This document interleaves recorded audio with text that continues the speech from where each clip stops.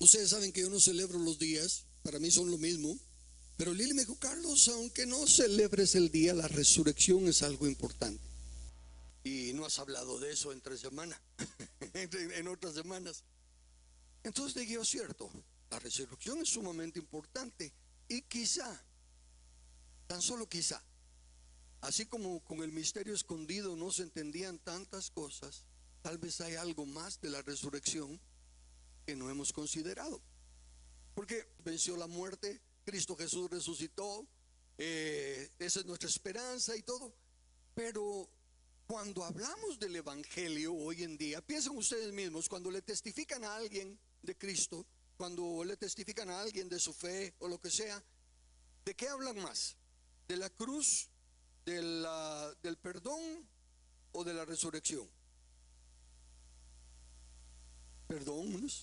Y por lo general todo se va enfocado a la cruz, al sacrificio. Claro, el sacrificio de Cristo es algo que no hemos podido describir. Y lo que nos limita de ver más de las cosas de Dios es que todavía nos están enseñando más de las cosas del mundo. ¿A qué me refiero? La pasión de Cristo. ¿Se recuerdan esa película? ¿Cuánta? Y había los comentarios en Facebook, ¿verdad? Uno entra, el que no sale llorando no entendió y que no sé cuánto, y todo era por la gran pasión y la gran pasión. Pero cuando nos bajamos de la emoción y miramos la historia, ha habido mucha gente que ha sido sacrificada por el nombre de Cristo y los han martirizado y les han hecho cosas aún más horribles que la latigueada que le dieron a Jesús.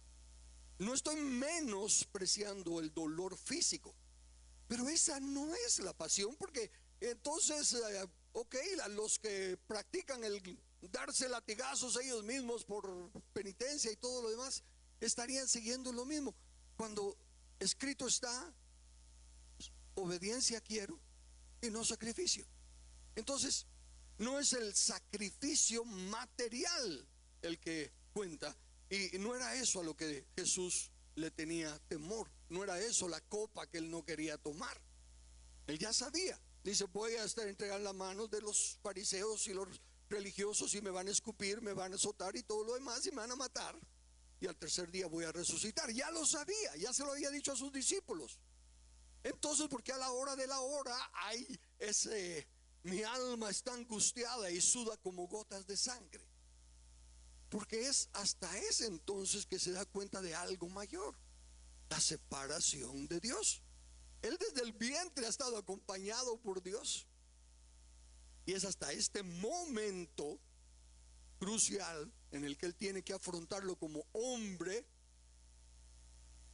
que se da cuenta de lo que es ser hombre sin Dios y lo que es estar separado de ese ser supremo, de ese Padre amoroso, de ese Dios eterno. Bueno, entonces digo yo, entonces tal vez hay algo más que yo no he entendido. Y luego cuando empiezo a leer a Pablo, que yo nunca había usado esta palabra, está en la Biblia, pero nunca la había usado porque no me había hecho clic, como dicen, ¿verdad? Y Pablo dice, no que haya otro evangelio, ¿verdad? Porque dice, están siguiendo otro evangelio. Dice, no que haya otro evangelio, sino que hay unos que pervierten el evangelio. Entonces, lo que hay aquí, hay algunos que os perturban y quieren pervertir el evangelio de Cristo. Y entonces párense a pensar. El evangelio de Cristo es el evangelio del reino, y presentar cualquier otra cosa que no lleve a terminar en el reino, que no llegue a establecer el reino, es dejarlo a medias. Es como caminar. Me recuerdo una ilustración acerca de la salvación que tenían, de que decía, si un avión sale de X lugar, ¿verdad? De Guatemala para Estados Unidos, y al salir de Guatemala se viene a pique. Y otro avión sale y al pasar ya por el otro lado se viene a pico. Y otro ya llegando al aeropuerto se viene a pique. ¿Cuál de los tres llegó a la meta? Ninguno.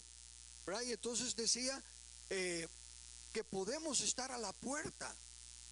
Mientras no entremos, seguimos afuera. Al estar afuera, no importa si estamos a 1000 kilómetros de distancia o si estamos a la puerta, seguimos afuera. No estamos participando de lo de adentro. Y entonces me puse a leer agarré todos los versículos de la resurrección, ¿verdad? El primer día de la semana y todas las demás cosas de las cuales ya se ha hablado bastante y todo. Pero yo quería encontrar algo más.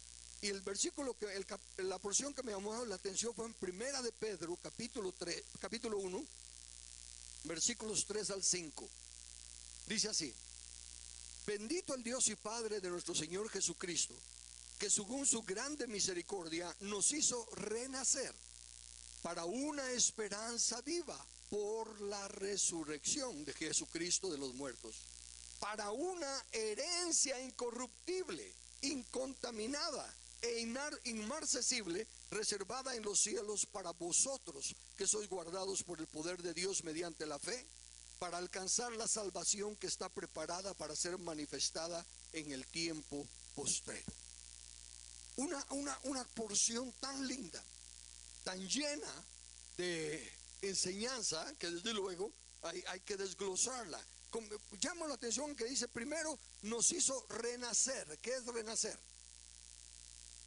Nacer de nuevo. O sea que aquí están presentándonos el nuevo nacimiento, ¿verdad? Dice, nos hizo renacer, pero nos hizo renacer para algo, ¿verdad? Nos hizo renacer para una esperanza viva. Y el punto aquí es por la resurrección. Entonces me pongo yo a pensar, si hablamos de la cruz de Cristo, de la muerte de Cristo, ahí no hay forma de describirlo. Es todo mucho más valiosa que el oro y la plata. Todo lo que pudiéramos considerar, no se puede pagar la deuda que Jesús. ¿Qué ganamos con la muerte de Jesús? Saldado el pecado, saldado la deuda por el pecado, restaurada la comunión con Dios. Se acabaron los sacrificios, ya no más sacrificios y todo. Es fabuloso y podemos nacer de nuevo. Podemos nacer de nuevo, no automáticamente nacemos de nuevo. Podemos nacer de nuevo. Pero ¿qué? Llevándolo a los extremos, ¿qué si toda Guatemala nace de nuevo?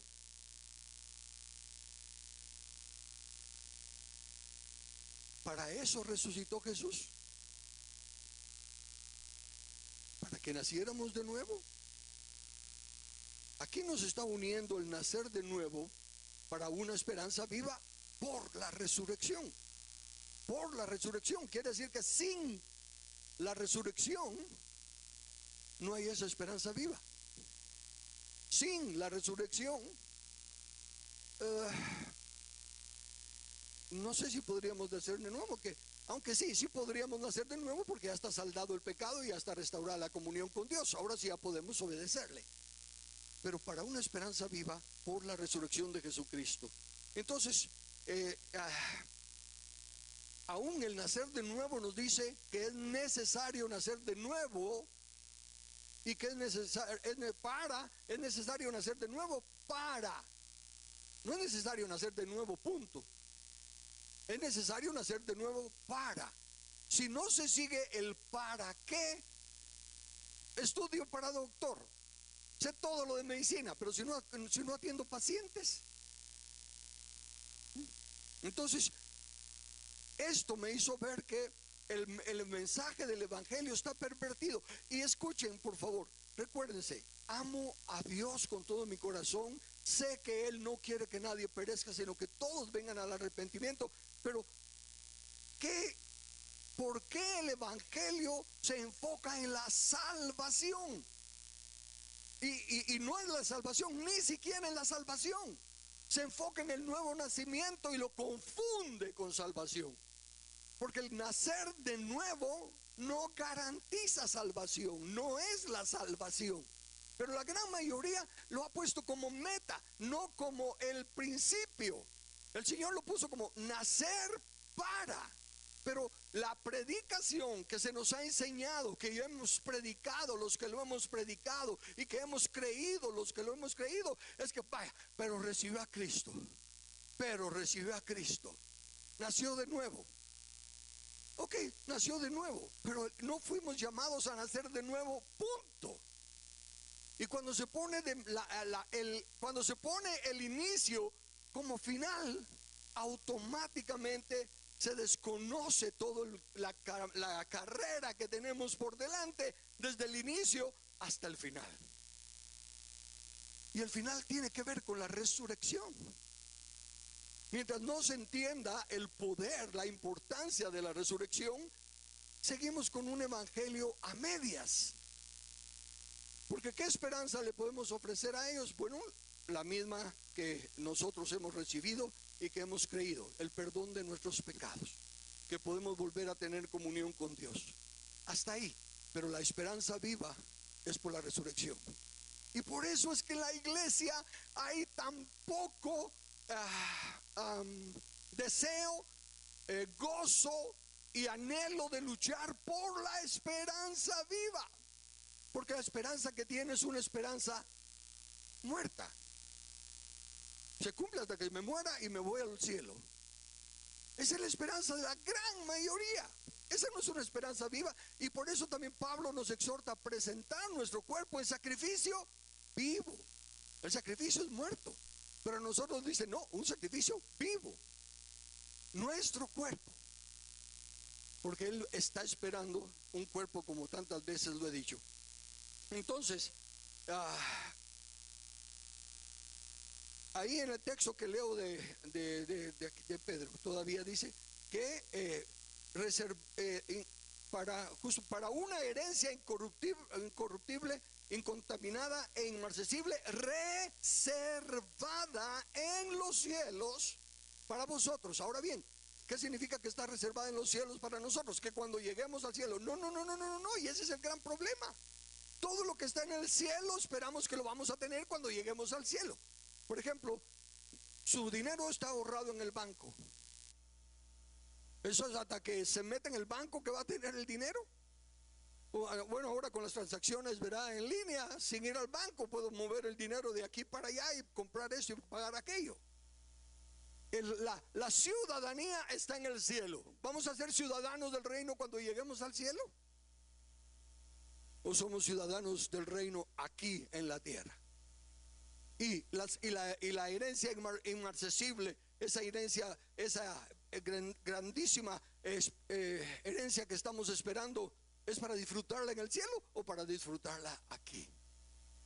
Pero mientras no se entienda el verdadero y el concepto final de la resurrección, seguimos sin ese proceso de nacer de nuevo hasta el fin. Porque la resurrección es la que tiene que ver ahora con el fin.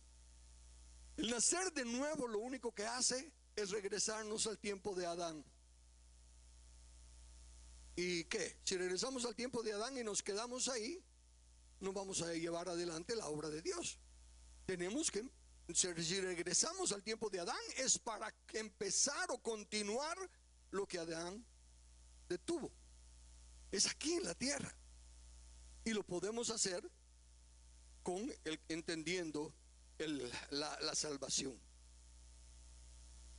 La salvación entonces explícitamente dice que está preparada para ser manifestada en el tiempo postrero.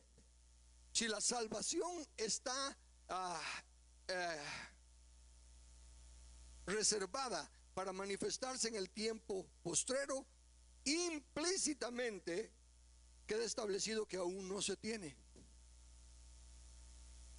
Déjeme repetir eso. No tenemos todavía la salvación. Estamos nacidos de nuevo. Ya entramos, gracias a Dios, y estamos caminando en el reino. Y mientras nos mantengamos en el camino, mientras permanezcamos en la palabra, estamos y nos lleva el Señor, como estamos en el camino, somos salvos, porque llegó nuestro fin. Pero mientras estamos vivos, tantos se han vuelto atrás, ¿o no? Tantos que hasta líderes que hemos conocido se han vuelto atrás. Entonces, mientras estamos en la carne, mientras no llega el fin, no podemos decir que somos salvos. Estamos en proceso de salvación. Dice, una salvación que está preparada para ser manifestada en el tiempo postrero. Y déjeme aclarar postrero y tiempo final. Enseñé ya anteriormente que todo lo escrito en el llamado Antiguo Testamento, anunciando tiempos postreros, tiempos finales, siglos finales, se refería al año 70, al sacrificio de Cristo y a la venida de Cristo y todo. Todo eso ya está cumplido. Pero ahora estos son los apóstoles que dijeron, esto fue lo que dijo Joel, en los postreros tiempos de Joel son nuestros tiempos presentes, dice Pedro prácticamente en su exposición. Pero ahora este mismo Pedro dice, pero nosotros tenemos un tiempo postrero.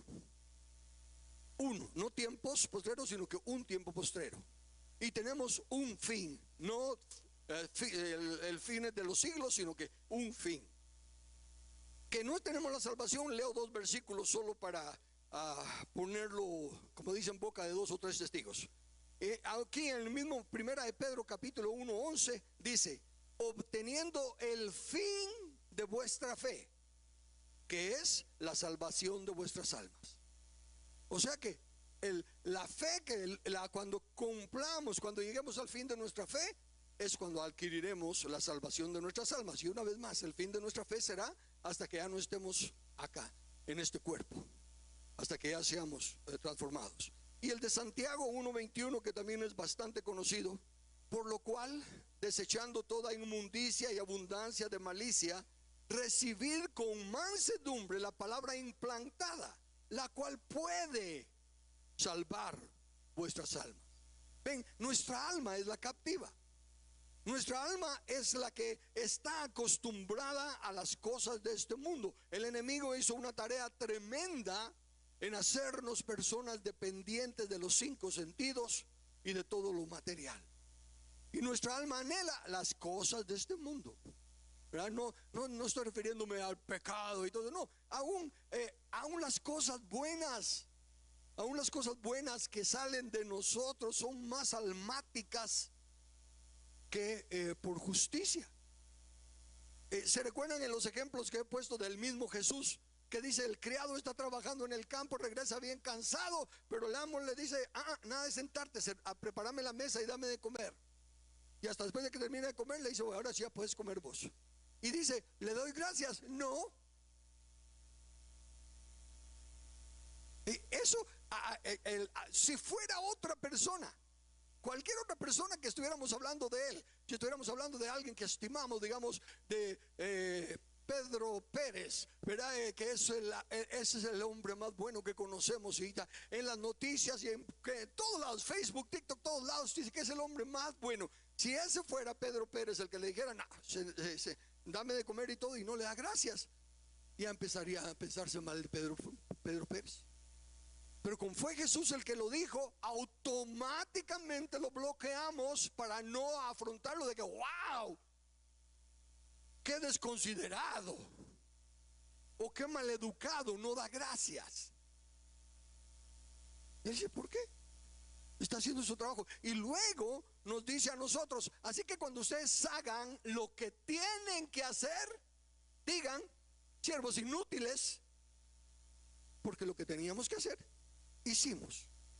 No es como cuando confrontamos a los padres o algo, porque me choca cuando empiezan los padres a decir, ahora yo tantos años que le dediqué, cómo sufrí cuando usted estaba enfermo, yo no lo soltaba, y así me paga. Óigame, somos padres, es nuestra responsabilidad. No es para que nos paguen nada. Pero el alma es el que lo presenta todo, así, de una manera dramática. Entonces aquí el punto es para decirles entonces, escuchemos las palabras de que dice, el que cree estar firme, mire que no caiga. No estamos firmes, no estamos seguros de nuestra salvación. Podemos estar seguros de que estamos caminando con todo nuestro corazón, con todas nuestras fuerzas, con todo nuestro deseo de ser aprobado por Dios. De eso podemos estar seguros.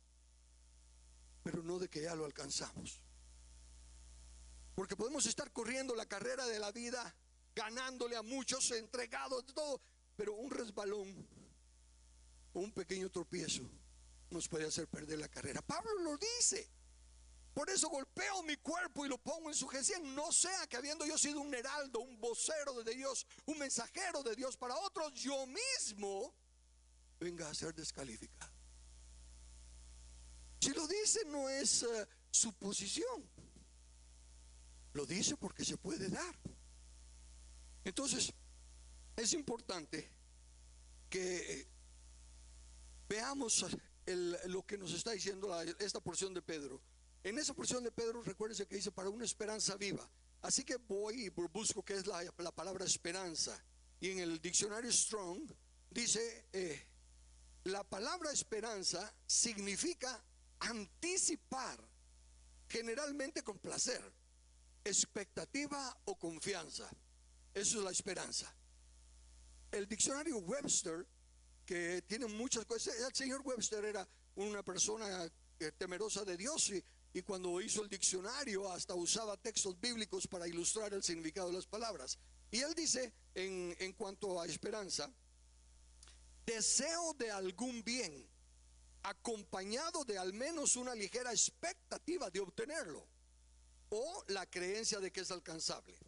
La esperanza se diferencia del deseo en que implica cierta expectativa de obtener el bien deseado o la posibilidad de poseerlo. Por lo tanto, la esperanza siempre produce placer o alegría, mientras que el deseo puede producir o estar acompañado de dolor y ansiedad. Miren qué bonita esa definición en el sentido de lo que iluminó a mi entendimiento. Cuando oigo de un cristiano, es que yo creía en Dios, yo esperaba que el Señor iba a hacer esto. Estaba usando esperaba como de esperanza y todo, pero en realidad no fue una esperanza, fue un deseo. Porque la esperanza dice aquí en el diccionario, y los que tenemos la esperanza de la vida, como decía Pablo, era por muerte o por vida, sea el nombre de Dios glorificado. La esperanza siempre tiene alegría. La esperanza no pierde su gozo. El deseo sí. Entonces hay muchos que no es una esperanza viva la que tienen, es un deseo, un buen deseo, un lindo deseo, pero solo es un deseo. Es como las preferencias y la convicción. Una convicción no cambia. Si yo estoy convencido de algo, llueve, truene, relampaguee, como dicen, no cambio. Pero si lo que tengo es una preferencia, no es una convicción. Si yo sé que a los hijos hay que corregirlos y todo, y esto y lo otro, pero las circunstancias y esa no es una convicción, no es una preferencia, porque sea. Ahora noten el énfasis por ahorita en esta primera parte del mensaje es que todo eso, el renacer y tener una esperanza viva, es por la resurrección. Si Cristo no hubiera resucitado, no se tendría esa esperanza viva. Regreso ahora a la muerte de Jesús. Regreso a las palabras de Jesús en Lucas 22:19, en la última cena. Tomad, comed, esto es mi cuerpo que por vosotros es dado, haced esto en memoria de mí. Esto es mi sangre del nuevo pacto, que por muchos es derramada para remisión de los pecados. Jesús dice que tenía un gran deseo, un ardiente deseo de celebrar esa última cena. ¿Por qué? Precisamente por eso, porque era la última Pascua. Ya no habría más Pascuas, ya no habría más corderos sacrificados.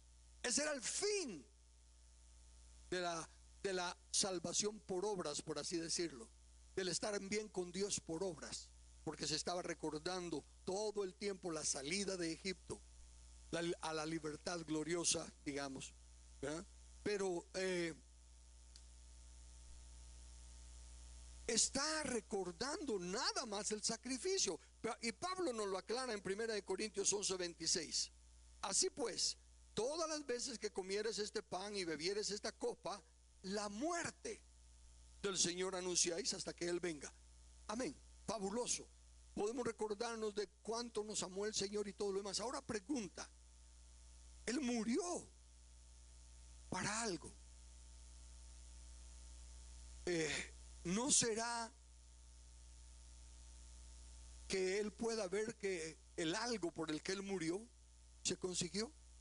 Cuando uno se sacrifica por algo y luego logra conseguido o alcanzado aquello por lo que se sacrificó, eso es regozo. El nacimiento, como lo pone la escritura, los dolores de parto, ¿verdad? Inaguantables, terribles y todo, pero son olvidados una vez que se tiene el bebé en los brazos.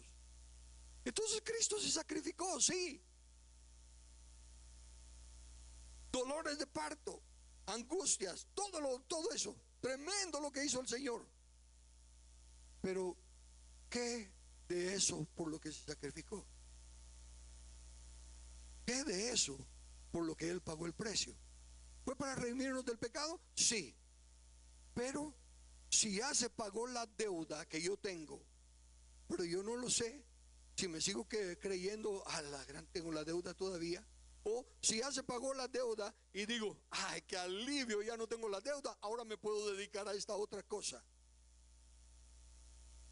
¿Se sentiría si a usted a alguien, un ser querido o un hermano, lo que sea, para alguien a quien ustedes le tengan cariño, amor y aprecio, y les dice, mira, estoy embaucado, necesito tanto para salir de este hoyo y todo lo demás, y usted se lo da, y luego ve que ahora que es libre anda papaloteando, anda haciendo no las cosas que usted entendió que él necesitaba ser libre para hacer esto, o que usted sabía que él necesitaba ser libre para hacer esto, pero él libre y no lo está haciendo.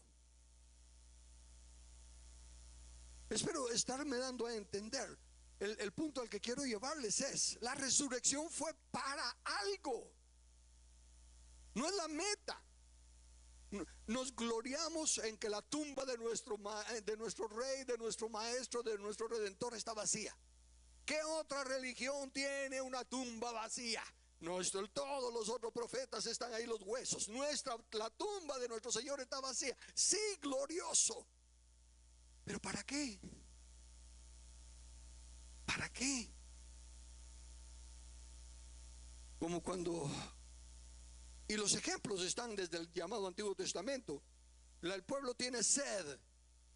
La Biblia nos dice que tengamos sed de justicia. El pueblo tiene sed. Moisés le dice a Dios, ¿qué hago? Golpea la roca. La golpea, saciada la sed. Tiempo después el pueblo tiene sed. ¿Qué hago? Háblale a la roca. Y él la golpea otra vez. Sale agua, sí. Pero Moisés no entra a la tierra prometida. Aquel que aguantó tanto martirio de sus cabezas duras, rebeldes, y que solo por la intercesión de él es que no se murieron en ese momento, porque de todos modos se murieron antes de entrar a la tierra prometida. El que había hecho todo eso por un sencillo error de pegarle a la roca en lugar de hablarle. Y luego Pablo dice, la roca que le seguía era Cristo. Pedro distorsionó el mensaje, porque solo una vez fue herido nuestro Señor, ya no vuelve a ser herido. Ahora solo se habla y se recibe, y Él nos da agua de vida que brota dentro de nosotros para vida eterna. El simbolismo y el entendimiento del evangelio del reino y del plan de Dios para la humanidad tiene que respetarse. Tiene que ser lo que nos motive a dar los pasos que estamos dando. Tiene que ser apuntando a ese día glorioso, a esa bienaventurada esperanza.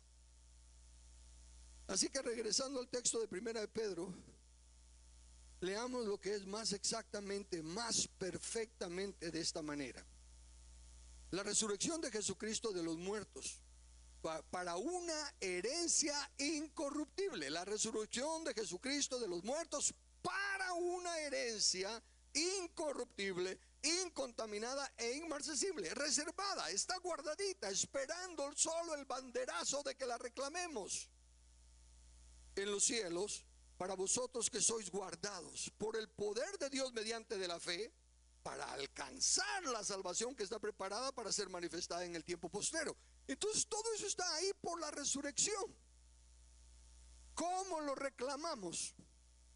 Obedeciendo, obedeciendo. La palabra de Jesús a sus discípulos al declarar el pan y vino, anunciaba su muerte, que solo puede tener dos implicaciones si seguimos recordando la muerte de Cristo.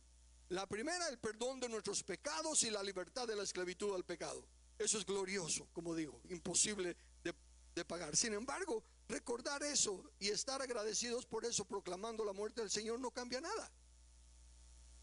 Aunque la mayoría del mundo lo reconociera y lo agradeciera, como dije ya anteriormente. Si pensamos que Cristo resucitó solo para salvarnos y darnos vida eterna, estamos cometiendo el mismísimo error del nuevo nacimiento. Si pensamos que el nuevo nacimiento es sinónimo de la salvación, y si pensamos que la resurrección de Cristo es para darnos vida eterna, estamos descuidando toda la trayectoria y la meta final. Consideremos las palabras del apóstol Pablo en Colosenses 1:24. Leámoslas en español, con raciocinio. Ahora me gozo en lo que padezco por vosotros, y cumplo en mi carne lo que falta de las aflicciones de Cristo por su cuerpo, que es la iglesia. Pablo dice que falta, pero Jesús ya está sentado a la diestra. ¿Resucitó para quedarse sentado a la diestra? Cuando cantamos gocémonos y alegremos porque han llegado las bodas del Cordero y a su novia se le ha concedido que se vista de lino fino. Si usamos la analogía del matrimonio, y el joven, el novio, ya pagó la dote por su desposada. Si ya fue hecho el pacto entre Dios y ellos y entre las dos familias, y está hecho que ya están desposados. Recuérdense que en la Biblia desposado es más que comprometido. Desposado es ya casado, pero todavía no se van a vivir juntos. Están haciendo los arreglos pertinentes, el joven preparando la casa donde van a ir a vivir, la esposa arreglando sus enseres para ser buena esposa y todo, y el novio se va, y cuando ya lo tiene todo listo, sale para venir por su novia, pero se encuentra que el puente entre la distancia donde está su novia y él aún no ha sido edificado, y se tiene que esperar hasta que los encargados de poner el puente pongan el puente. Está contento ese novio allá, especialmente si pasan años. Bueno, ¿qué más tiene que hacer Jesús para venir y tomar su nación, su planeta Tierra? Ya lo recibió en herencia, ya le fue dado, ya es de él, ya reina. Solo falta que venga. ¿Y quiénes son los que tienen que construir el puente para que venga? Esas son las aflicciones de Pablo, las aflicciones de Cristo. Ahí viene el novio a salir a recibirle, él ya está bien trajeado, ya está de smoking. Él ya pagó el precio, ya compró, pero no puede tomar su heredad. ¿Y quién lo está deteniendo? El enemigo, ¿no? Dice, las aflicciones que falta de las aflicciones de Cristo por su cuerpo, que es la iglesia. Las aflicciones de Cristo en la cruz fueron por todo el mundo para la redención del pecado, para restaurar la comunión con Dios. Pero las aflicciones presentes de Cristo, de las cuales Pablo se goza en ser partícipe de ellas, es por su cuerpo, que es la iglesia. Jesús dijo: edificaré mi iglesia y las puertas del Hades no prevalecerán contra ella. ¿Dónde está esa iglesia? ¿Dónde están las puertas del Hades vencidas? Y con los estudios que ya hemos hecho, espero que ustedes se recuerden que las puertas significan los lugares de gobierno. Que lo que Jesús dijo: edificaré mi propio gobierno. Yo no voy a regirme por las formas de gobierno del mundo. Yo quiero un gobierno por las reglas del reino de Dios, el reino de Cristo. Y eso es todo lo que falta. Edificaré mi iglesia y las puertas del Hades no prevalecerán sobre ella. Pero eso no se ve. Y la iglesia, el cuerpo de Cristo, en su mayoría, sigue amorosamente, consagradamente, dedicadamente, haciendo todo lo que se termina en el sacrificio de la cruz, terminando donde Jesús comienza, porque Jesús ni ha podido comenzar. ¿Quién es Jesús? Entre todos los reconocimientos, Él es el postrer Adán. Ese es el principal, la principal razón de Jesús. Como Adán pecó, un hombre pecó, un hombre tenía que restaurar para continuar la obra. Entonces la función principal de Jesús es el postrer Adán. Pero no puede venir a obedecer al Padre y seguir con el sojuzgar la tierra, porque no tiene cuerpo. Mire, Dios es tan maravilloso, somos incapaces de describirlo, pero poquito a poquito vienen destellos de luz de Él. Él se rige por sus palabras y le entregó la autoridad de la tierra al hombre. Por eso es que tiene que aguantar cabezas duras como Moisés, que cuando le dice: hazte a un lado, los destruyo a todos y hago un pueblo más grande de ti. Él dice: no, Señor. Y entonces él, porque respeta su palabra, le da valor a la palabra de los encargados de la tierra. Por eso es que él no viene y dice que está esperando que todo el mundo se convierta. Simplemente está diciendo: no, yo lo único que quiero es el gobierno de la nación. Porque tomando el gobierno de la nación se cambia la nación. Miremos los ejemplos incompletos e inimaginables en comparación. No se pueden comparar a lo magnífico de Dios. Pero ahí está un Salvador, nuestro vecino. De ser de lo peor, ahora está siendo de lo mejor. Miren a Estados Unidos ahora que ya Trump regresó y todo. Ya están acabando otra vez con todas esas barbaridades demoníacas y obscenas. Milei. ¿Y por qué El Salvador cambió tanto? Porque se convirtieron los hermanos. No, porque el gobierno cambió. Y Jesús dijo: edificaré mi eclesía. Y eclesía, como ya repetimos y está documentado en la historia, son los que gobiernan la nación. No son los santos todos, no son los ciudadanos todos, son los gobernantes. Y por eso cuando dice: si mi pueblo que invoca mi nombre se convirtiere y todo, yo sanaré su tierra y todo.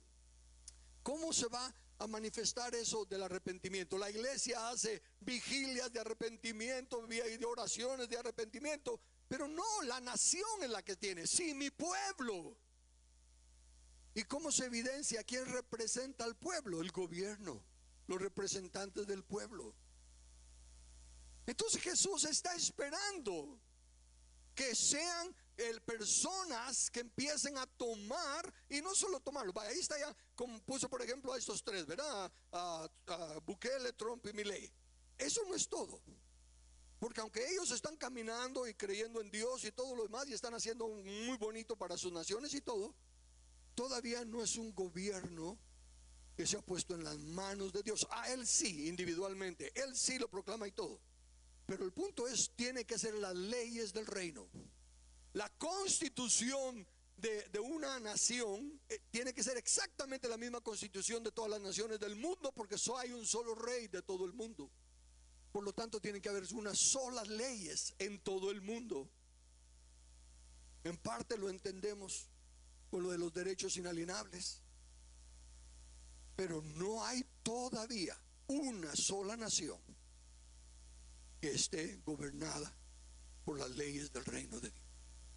Muy cerca, sí, gracias a Dios, pero todavía no con el entendimiento. Y eso es lo que el Señor está esperando. Él no resucitó para estar sentado a la diestra del Padre. No es su lugar. Él es el postrer Adán. Su lugar es aquí. Está juzgando a la tierra con la ley de Dios. Entonces, para poner un poquito de nosotros, porque yo sé que cuando hablo de estas cosas o hablo de gobierno, automáticamente todos justamente, correctamente piensan, pero yo no tengo nada que hacer en política. Yo tengo mi negocio, yo tengo mi profesión, yo tengo mi familia. Sí, no. Al decir el reino de Dios y todo, no significa, ¿acaso en el reino de Dios? Pongamos al rey, pensemos, aunque sea en películas, pensemos cuando se presenta al rey, ¿acaso todo el pueblo son reyes? ¿Acaso todo el pueblo son militares? ¿Todo el pueblo son...? No. Pensemos en un reino. Y en ese reino tiene que haber agricultores, tiene que haber médicos, tiene que haber de todo. No está hablando de que nos tenemos que involucrar en política en el sentido participativo, en el correr por un puesto. Pero sí nos tenemos que involucrar en examinar a los candidatos que llenen los requisitos del reino. Y hacer todo lo posible porque esas personas sean las que nos representen. Ahorita estamos siendo representados. ¿Qué clase de personas somos nosotros? Somos unos fraudulentos asquerosos, porque ese es el gobierno que tenemos representándonos. ¿Queremos eso? No, ay, que el Señor haga algo. No, el Señor ya lo hizo todo. Somos nosotros los que no queremos aceptar, los que estamos tan acostumbrados a nuestras tradiciones almáticas religiosas, que no nos damos cuenta que solo hay una condición para que Él pueda venir. Dios está buscando, y entonces, ¿cómo ser parte de ese reino? ¿Cómo apuntarnos para decir, Señor, hemos oído tu evangelio, hemos visto tu resurrección y sabemos que tú resucitaste para venir a reinar aquí en la tierra y queremos que venga? Pero yo no soy presidente, yo no soy diputado, yo no soy esto. Señor, ¿qué hago? Eso es el principio. Heme aquí, eso es todo. Pero ya con una mentalidad apuntando a una meta. No como, yo no puedo hacer nada en el gobierno, entonces sigo en las mismas en que estoy. No. Tenemos que empezar a cambiar cada uno de nosotros. Así como somos parte de un cuerpo, considerémonos células. Y así como una célula cancerosa afecta a otras células, también una célula sana y fuerte puede reproducir otra célula sana y fuerte. Y la decisión es individual. No podemos decir qué desgracia es que no tenemos no importa, no tenemos un gobierno justo, pero Señor, yo estoy entendiendo tu palabra y yo voy a comportarme como el ciudadano de tu reino y dispuesto a un puesto en eminencia si es tu voluntad. Estar dispuesto es todo lo que nos pide Dios, una disposición de corazón para que Él dice, los ojos de Jehová recorren toda la tierra. ¿Buscando qué? A un hombre cuyo corazón sea para con Él. Ese hombre, esa mujer, ese joven, ese adulto, ese alguien puede ser tú. Señor, mi corazón está dispuesto, mi voluntad está sumisa. Son personas con autogobierno y que aprenden a trabajar en equipo. Me paso a la segunda parte de lo que vi. Primera de Corintios capítulo 15, versículos 17 al 28. Y si Cristo no resucitó, vuestra fe es vana. No, pero si resucitó. Sí, ¿y estás actuando bajo entendiendo lo que sigue a la resurrección? O si resucitó, pero tú sigues igual. Es prácticamente que no hubiera resucitado. A ver, si Cristo no hubiera resucitado, ¿qué habría? ¿Qué yo no tendría que ahora tengo porque sí resucitó? El perdón de pecados. No, eso lo consiguió en la cruz. Ahí pagó el precio. O sea que eso sí lo tendría. Comunión con Dios, ya la restauró en la cruz. Así que sí la tendría. El nacer de nuevo, sí, al recibir a Cristo, reconocer su señorío, reconocer que estoy muerto en delitos y pecados y arrepentirme, nazco de nuevo.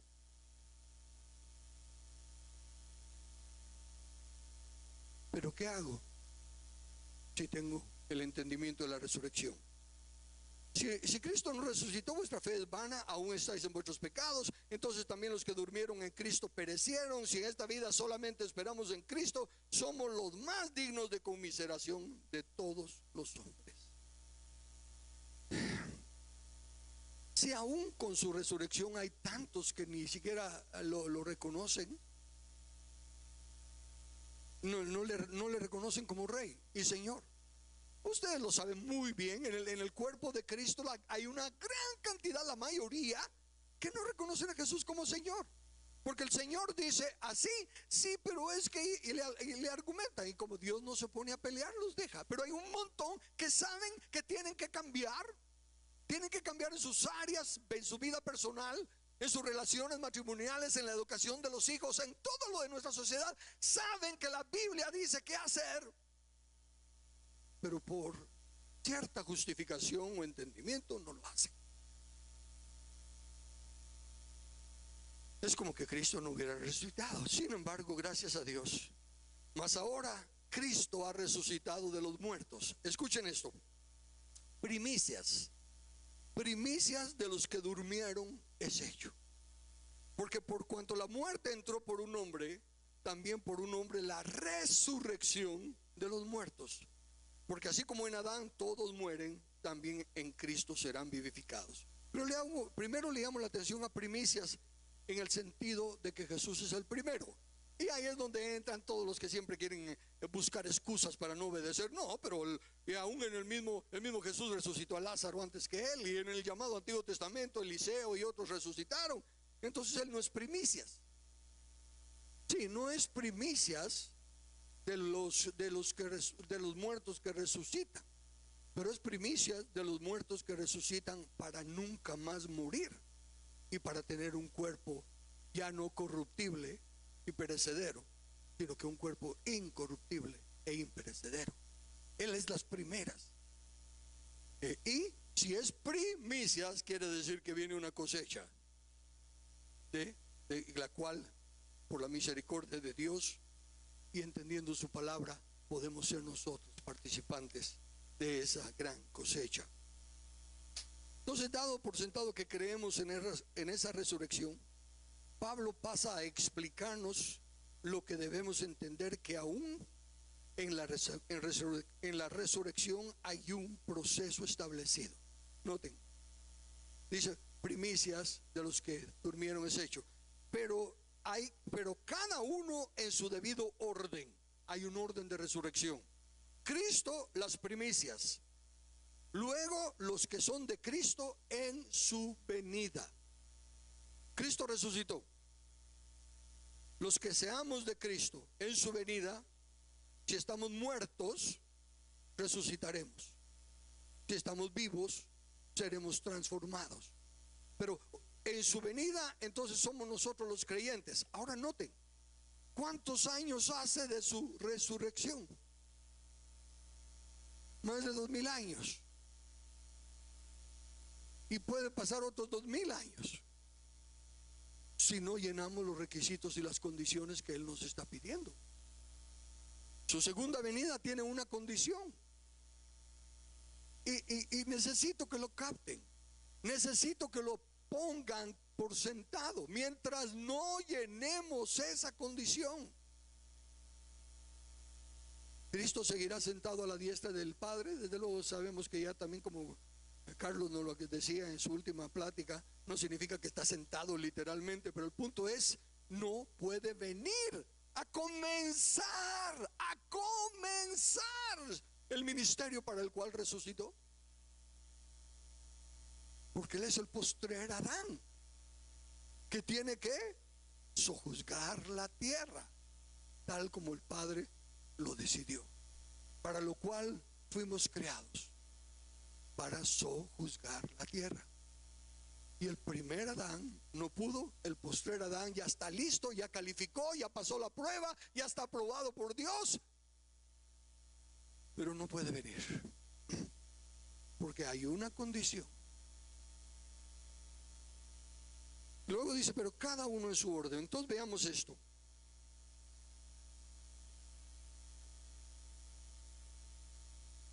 Cristo resucitó primero, nosotros seremos luego los que resucitaremos, y el tercer paso, luego el fin, cuando entregue el reino al Dios y Padre, cuando haya suprimido todo dominio, toda autoridad y toda potencia. El fin se refiere a suprimir todo dominio. Y si tomamos la suma de su palabra como verdad, encontramos que Jesús despojó a los principados, y despojando a los principados y las potestades los exhibió públicamente, triunfando sobre ellos en la cruz. Entonces despojó a los principados y potestades en los lugares celestiales, algo que solo Él podía hacer. Luego nos enseña que nuestra lucha es contra principados y potestades terrenales. Él terminó con lo espiritual, con lo celestial, pero nos dice a nosotros que ahora nosotros tenemos que hacer lo mismo. Nosotros tenemos que despojar a los principados terrenales. Y al hacer eso, que es la condición para que Él regrese y en su reino, Él venga, todavía hay otro lapso de tiempo. ¿Cuánto tiempo? Tampoco lo dice, pero es un tiempo en que Jesús viene. Capten esto, Jesús viene. ¿Por qué? Porque ya hay una, o no sé cuántas naciones, tiene que ser más de una porque es en plural. Cuando Él viene, en Mateo 25 dice que viene y separa las naciones, como se separan las ovejas de los cabritos. Entonces Él viene y como vayamos al Antiguo Testamento, se separa Israel de Judá, y solo Judá sigue en la línea del postrer Adán, e Israel eventualmente desaparece ya las otras 10 tribus. Se quedó solo Benjamín porque había palabra de Dios, pero de lo contrario todas las demás desaparecieron, ya no existen. Aunque ahora los judíos quieran decir que este es de la tribu de Efraín, no, eso ya no existe, no hay récords. Entonces, cuando Cristo viene, es como que se separan las naciones, pues, como se separó Judá de las otras 10 naciones. Y Cristo empieza a reinar con vara de hierro. ¿Qué significa eso? Con toda autoridad, no con odio, no con rencor, solo con la justicia y la verdad. Pero es vara de hierro, no es de madera. La de madera la tenemos los padres, porque es temporal. Una vez salen nuestros hijos de nuestro cuidado, ya no la tenemos. Pero Él viene con vara de hierro, y está establecido en la Biblia en diferentes partes que Él viene a reinar con vara de hierro. ¿Y por qué tiene que reinar con vara de hierro? Porque todavía hay inconversos, porque todavía hay personas injustas. Y no significa eso es que todos los que ahorita se dicen cristianos lo son. Y no quiere decir que todos los que están haciendo grandes obras, no se sabe si son de madera o de heno o hojarasca, que van a ser probadas por el fuego y van a ser quemadas y no van a recibir ninguna recompensa, aunque serán salvos como por fuego. Todo eso se va a dar en un reino. Ya cuando el reino se desarrolle, van a haber diferentes rangos. No es de que todos vamos a nuestra arpa y nuestro halo, no vamos a ser iguales. Cada quien recibirá conforme a lo que hizo mientras estaba en el cuerpo. Por eso es que es tan importante cumplir con lo máximo de nuestra función. No, porque no se va a comparar que aquel hizo 100 y yo solo hice 50. No, se va a comparar con que aquel tenía el potencial de 500 y solo hizo 100. Yo tenía el potencial de 200 e hice 50 y hice más que él. Solo para dar una ilustración de que Dios no juzga como nosotros juzgamos. Pero entonces veamos el proceso una vez más. Primero, Cristo, el Cordero de Dios, conformado por el hombre y Dios Hijo habitando en él, despojan las huestes espirituales de maldad en las regiones celestes, algo que solo el Cristo podía hacer. Segundo, puesto que Dios delegó la autoridad de la tierra a los hombres, el Cristo de Dios, que todavía es Jesús, ahora ya resucitado, ya no califica como humano perecedero. Entonces él no puede venir ahorita. Si él viene ahorita, es como diríamos, es una cosa de sobrepoder, ¿verdad? Él puede venir y hablar ya y destruir todo, pero no está dejando, así como dice que no tenemos ninguna tentación que no sea humana, él tampoco hace una cosa que no sea humana en cuanto a la restauración del gobierno de Dios aquí en la tierra. Por lo tanto, le está pidiendo a su iglesia que despoje de sus respectivas naciones a los principados humanos que aún permiten a los principados despojados seguir operando por medio de ellos. Lo que Jesús hizo fue que le quitó el poder, despojó del poder a los demonios, digámoslo así, pero siguen engañando como el diablo, eso lo siguen haciendo.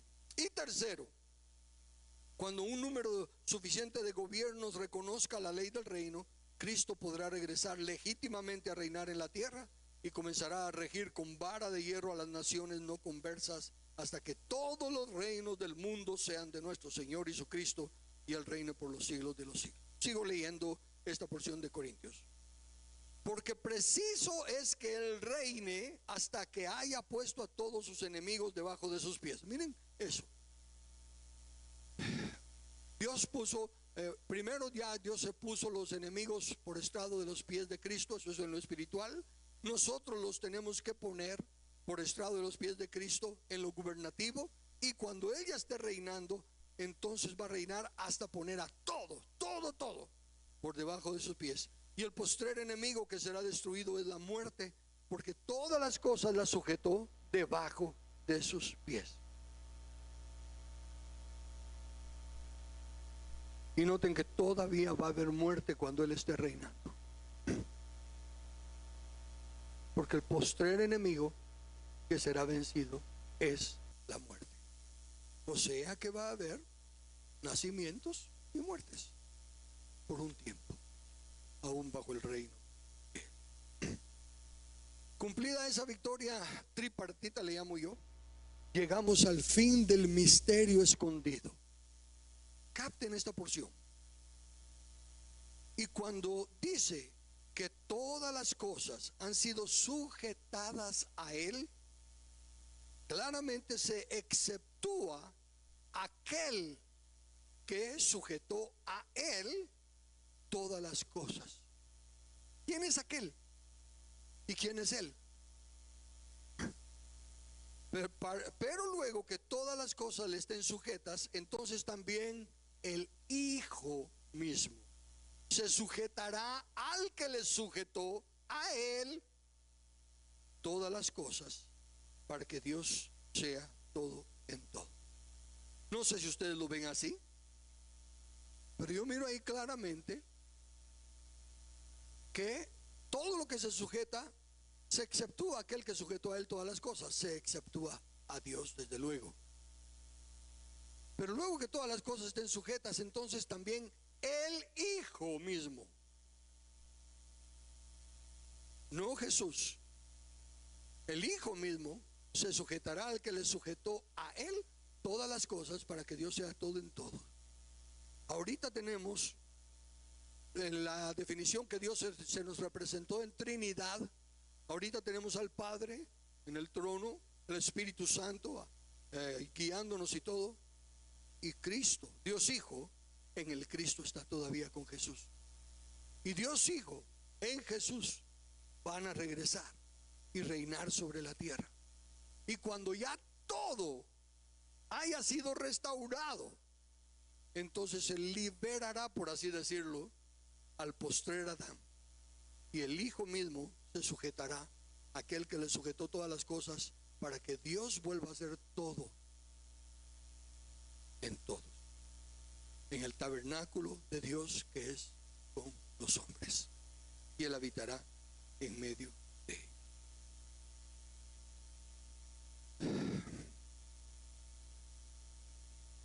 Después de entender eso así como lo presenté ahorita, está grabado y les puedo mandar las notas estas que tengo escritas, para que nos paremos a considerar qué de la resurrección. ¿Para qué resucitó Cristo? No resucitó sencillamente para estar en los cielos. De hecho, no tiene ninguna función en el cielo. Bueno, déjeme corregirme, tiene la función de Melquisedec. Está intercediendo por nosotros, porque somos hasta cierto punto peores que Israel, porque Israel no tenía el Espíritu Santo, Israel no tenía tanto testimonio como tenemos nosotros, y seguimos tan cabezas duras, aferrados a nuestra tradición más que ellos. Termino con la lectura que comencé. Bendito el Dios y Padre de nuestro Señor Jesucristo, que según su grande misericordia nos hizo renacer para una esperanza viva por la resurrección de Jesucristo de los muertos, para una herencia incorruptible, incontaminada e inmarcesible, reservada en los cielos para nosotros. Voy a poner, ahí dice vosotros, que sois guardados por el poder de Dios mediante la fe, para alcanzar la salvación que está preparada para ser manifestada en el tiempo postrero, cuando el Hijo reine acá en la tierra. Así como el nuevo nacimiento no salva, sino que permite ver y entrar al reino, la cruz de Cristo nos libra, ya pagó el precio y todo lo demás, pero no llegamos a la meta. No puede comenzarse la restauración de todas las cosas mientras Cristo Jesús no regrese. Y como dije, muchos se preguntan, ¿pero qué puedo hacer yo? ¿Qué puedo hacer yo? Lo primero que tenemos que hacer es entender que somos capaces de mucho, mucho, mucho más de lo que nos hemos creído. Yo era un inservible, un acomplejado, un sin esperanza ni nada, una vergüenza. Nunca se me hubiera ocurrido lo que Dios ha hecho. Pero cuando aquel señor Ralph Richmond me dijo que Dios me conocía y que tenía un plan para mí, yo lo creí por la gracia y la misericordia de Dios, y empecé a leer la Biblia y empecé a cambiar y empecé a perder mis temores y a creer. Cuando joven yo decía, yo voy a ser como Billy Graham de grande, pero entre los hispanos. Así como Billy Graham es para los americanos, yo voy a ser para los hispanos. Y Dios me ha dado tantos privilegios, y no es por mi inteligencia, no tengo ningún título. Ustedes saben que el doctorado que acepté fue simplemente honorífico, y lo acepté. ¿Por qué? Porque aquí en este mundo le tienen más aprecio a los títulos que al Espíritu Santo. Pero cada uno de nosotros, la Biblia dice, y lo voy a compartir en la próxima plática que tenga, que ya estamos completos en Él. No nos falta nada, solo morir a nuestro ego y hacer su voluntad. Si Él dice que podemos, podemos. Y lo único que pide, ¿qué? Nuestro cuerpo. Así como Jesús presentó su cuerpo Jesús se presentó como sacrificio vivo para hacer única y exclusivamente lo que oía del Padre. Nosotros podemos ser igual, no a la magnitud, pero así como Jesús, en Jesús habitaba la plenitud de la deidad, en nosotros habita el Espíritu Santo, que es la deidad. Pero tenemos que liberar nuestra alma y nuestra mente de todo lo terrenal, porque esto terrenal va a desaparecer. Tendremos cielos nuevos y tierra nueva, donde si esto nos parecen bellezas, no van a ser comparables cuando la gloria del conocimiento de Dios llene toda. Pero cada uno de nosotros tiene que tomar la decisión. No es una decisión grupal. Cada uno tiene que pararse y decir: Señor, tú me formaste en el vientre de mi madre, conoces todas y cada las cosas que luego fueron formadas. ¿Cómo quieres usarme? Y no tenemos que esperar una revelación de una voz o algo por el estilo. Comencemos por esa sencillez que aprendí, pero que ha transformado mi vida. Analizar cada cosa conforme a mi función. Cómo debe funcionar un esposo, cómo debe funcionar un padre, cómo debe funcionar un hijo, cómo debe funcionar un empleado, cómo debe funcionar un jefe, cómo debe funcionar. Aprender y entender. Todos tenemos que rendir cuentas a alguien. Si no tenemos a quien rendir cuentas, no somos parte de nada, porque no estamos unidos. Somos como los huesos secos, tirados y separados, hasta que Dios le dijo al profeta que hablara, y empezó el movimiento de ir a buscar su lugar, cada hueso en cada cuerpo. Y luego surgieron los tendones y la carne, pero aún así estaban muertos, hasta que vino una segunda promesa y los cuerpos muertos revivieron y fueron un tremendo ejército. Eso fue dirigido a Israel, pero era una sombra de algo que todavía está por acontecer.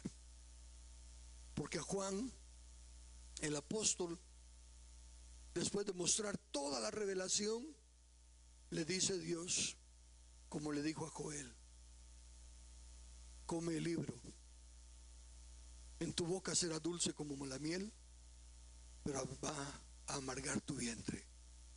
Y Joel lo comió y Juan lo comió, y en ambos fue dulce como la miel y les amargó. Y luego le dijo a Joel: profetiza sobre los huesos muertos.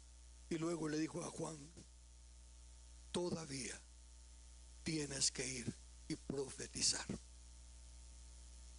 O sea que esa parte del Apocalipsis no se ha cumplido.